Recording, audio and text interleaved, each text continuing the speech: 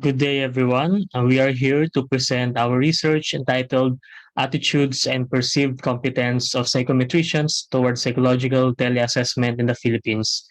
Before we proceed with the main presentation, I just want to introduce the authors and the presenters of this presentation. Miss Jowie Advincula, psychologist in the Hospital ng Makati, and yours truly, Archie Sunga, a lecturer in RGO Psychology Review Center. So the authors have no conflict of interest to declare. During the COVID-19 pandemic, medical professionals, including psychologists and psychometricians, have been compelled to transform high-quality healthcare using emerging information and communication technology. Telepsychology and tele-assessment in the Philippines were met with different concerns, not only in ethics and professional practice. With this, we would like to describe the attitudes and perceived competence of psychometricians to this very important mental health service, or what we called as psychological tele-assessment. We are hopeful that the current conditions that we will later on discuss will serve as a forward to future initiatives, and the suggestions may formally reach training programs and professional organizations. Here are the aims of the study. First, we would like to determine the attitudes of Filipino registered psychometricians toward psychological tele-assessment. Number two is to assess the perceived competence level of Filipino registered psychometricians toward psychological tele-assessment. And lastly, to know the needs of Filipino registered psychometricians that will help them conduct psychological tele-assessment to their present and future clientele. For the methods, we used a mixed method design, specifically a descriptive method design for our quantitative research and a qualitative descriptive design for our qualitative data. There are 64 registered psychometricians in the Philippines who participated in our study. We use purposive sampling in recruiting our respondents based on criteria such as having experienced participated in psychological tele-assessment in their employment during the pandemic. Psychologists, guidance counselors, and other mental health professionals who have training and background in tele-assessment but have no license as psychometricians are excluded. For the instrument, we adopted the questionnaire developed by Apolinario Hagen et al. With their permission. Presented in the presentation is the alpha level of the scales measured in the current study. An open-ended question about the needs of psychometricians was also added at the last part of our survey to inquire for the needs of the psychometricians in conducting psychological tele-assessment. For our data gathering procedure, the recruitment of the respondents involved 3 steps. First, the researchers posted an infographic display of the study containing the respondents' criteria on social media platforms. Second, the researchers emailed request letters to 30 psychological centers that offered mental health services during the pandemic, as listed by the Psychological Association of the Philippines. Researchers also sought the assistance of the Clinical Psychology Division and psychology practitioners in public service special interest group of the said association to gather respondents. However, 50% of the psychological centers declined participation for significant reasons. Maybe they do not provide tele-assessment or stopped providing testing and assessment services. And psychometricians were mainly assigned to administrative or clerical tasks. Lastly, the primary survey was administered to the respondents who met the aforementioned criteria through Google Forms. In our data analysis or in analyzing our data, we used mean scores to describe the attitudes and perceived competence towards psychological tele-assessment. On the other hand, we employed thematic analysis for our qualitative data. And here are the preliminary results. For the attitude, registered psychometricians have predominantly positive attitude, yet with contradicting appraisals. We'll later on see these contradicting appraisals. For the perceived competence, they have low level of perceived competence toward psychological tele-assessment. Dissecting their responses, there was moderate to high level agreement in terms of the following. So they agreed that tele-assessment is in line with modern times and that it will reach more individuals with mental health concerns. And with this, many people will get professional help earlier. On the other hand, they agreed that tele-assessment should have a lesser expense than face-to-face assessment. They also agreed that it can be an appropriate alternative to conventional face-to-face assessment. However, physical distance decreases the client's opportunity to speak openly and honestly about issues, which could later bring up communication issues. In terms of disagreement, registered psychometricians have moderate to high level of disagreement on the following viewpoints. First, that it will replace conventional face-to-face assessment in the future.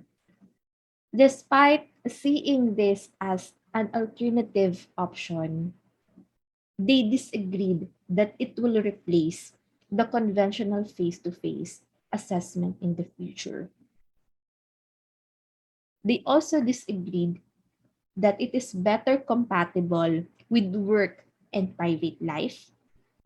They also disagreed that tele-assessment is as effective as conventional face-to-face assessment, and many of our respondents shared that conventional face-to-face assessment is more effective than tele-assessment. They also disagreed on the viewpoint that success and rapport in the test user can be just as easily built similarly to the face-to-face assessment, and that they disagreed in personally preferring tele-assessment over the traditional or conventional face-to-face assessment. With regards to the results of the needs of psychometricians, this is based from our open-ended question about their needs in conducting psychological tele-assessment. The extracted themes from our respondents are the following.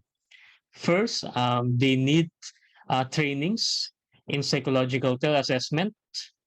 Second, more specific local guidelines. Third, more on technological accessibility.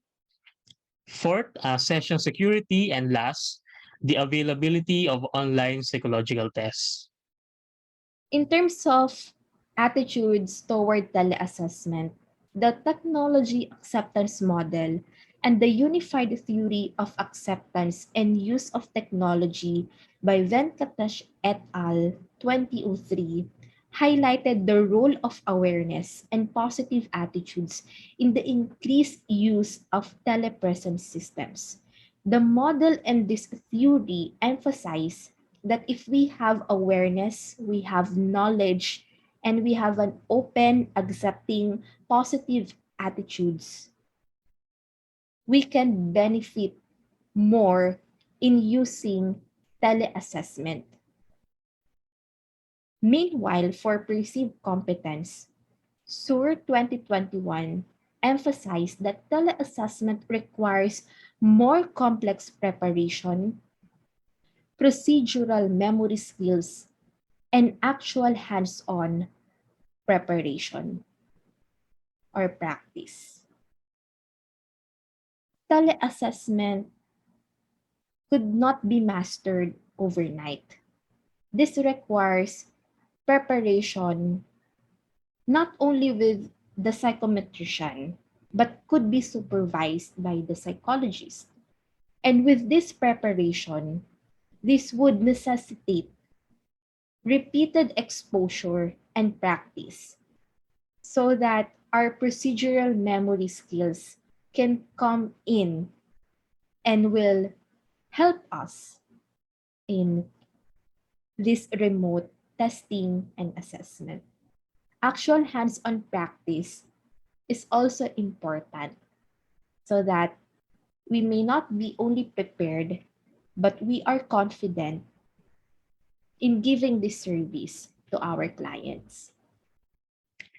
With regards to their needs, the first one is the need for trainings, specifically the continuing professional development activities about psychological teleassessment that are effective and in line with international standards.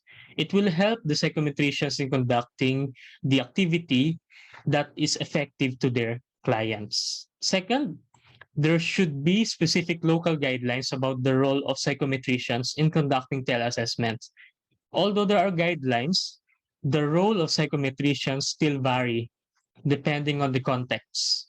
So specific guidelines for them is needed for the effective implementation of teleassessment. Next is more of technological accessibility. It is also a need according to them. The reported internet connection actually in the Philippines is low. So psychometricians reported that they might have difficulties in implementing the activity since a stable internet connection is necessary. Also, having sufficient knowledge about computer programs or software is needed since according to ICEBTS, technological competence, equipment tools, and comfort with technology are needed in remote assessment. Fourth, the session security in the online world is also a need for them. Being in the online world, there are some concerns about the privacy and confidentiality of these sessions, just like the biographical data and also the data that will be presented. Especially, it is a part of the code of ethics. Similarly, it is mandated in the law that any data, which includes personal and sensitive data from any individual, should be carefully secured and protected as stated in the Data Privacy Act of 2012. So having a secure session in the teleassessment is one of the major needs of registered psychometricians. Lastly, the availability of online psychological tests is one of their needs. As psychometricians who conduct testing for psychological assessment, standardized tests modified for online testing are necessary. There are available tests, but the psychometric properties during psychological teleassessment are in question due to standardization issues. There are some test publishers like PariConnect and Pearson Assessments who modified and provided tests for digital testing. However, the standardization and psychometric properties should be prioritized in administering those tests.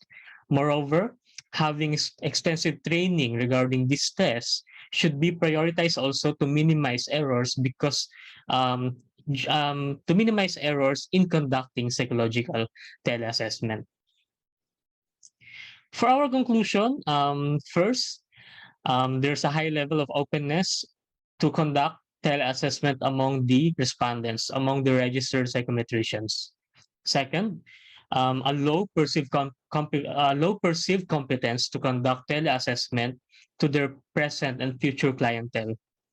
Lastly, psychometricians conveyed the need for increased training, local guidelines, and improved access to technology and online tests for teleassessment. And for recommendations and future directions, we recommend to have more extensively validated and reliable psychological tests that can determine the attitudes and perceived competence of psychometricians. Followed by improve the representativeness, specifically get a larger sample and apply it to a wider geographical location. We also recommend to establish operational definition of the variables and to have further research in the application of psychological teleassessment, both in clinical and research. And lastly, practitioners and professional organizations can consider attending to the needs of psychometricians in conducting psychological teleassessment, as what other countries say that psychological teleassessment is here to stay. Okay. Thank you so much for listening. So if you have any questions or clarifications, do not hesitate to message us. Our email and our ORCID is presented in the screen. Again, thank you so much and have a good day.